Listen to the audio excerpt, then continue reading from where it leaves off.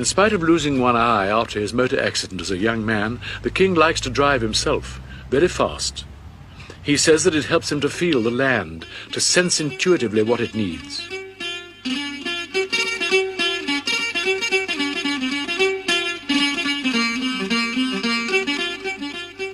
He plans the trips himself and decides when to stop. Once people know that the king is going to pass their way, they lay out carpets in case he might stop, for the feet of a king are not supposed to touch the ground. This taboo, though no longer strictly held, is still exercised, particularly by the country people. The purpose of these tours is always twofold. On the one hand is the improvement in the people's welfare and the development which the king achieves, and this is certainly significant. On the other hand, there is his presence as king among the villagers. Before his visit, they may feel themselves neglected. In his presence, and after he has gone, they know that they are not. In 1 year, the king's convoy gave away to the rural poor 39,038 blankets, 30,778 towels, 31,010 monks' robes, 29,180 sweaters, 29,140 farmers' outfits, 20,340 children's outfits, 34,358 pupils' uniforms. One statistic the palace would not release was the number of lollipops given out, but it must be hundreds of thousands per year. The ladies-in-waiting act as social workers, taking extensive notes on every case so that each one can be followed up afterwards. This means typing up every night, and a lot of work when the court is returned to Bangkok. The King's Chief Information Officer coordinates them. There are a great number of administrative points to consider. For instance, if they take a child from a place like this to hospital in Bangkok, they have to take its family as well and feed and house them.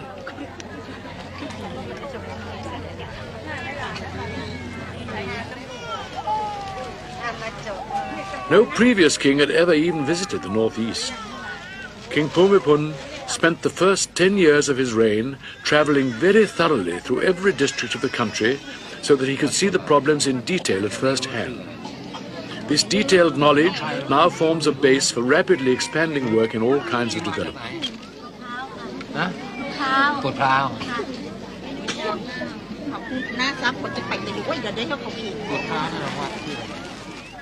Always the encouragement, listening to their problems, helping them to help themselves.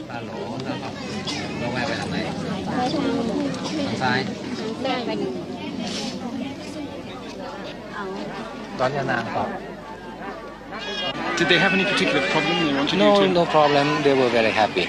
And I asked in what temple they were going, and they said the name, and I looked in the map.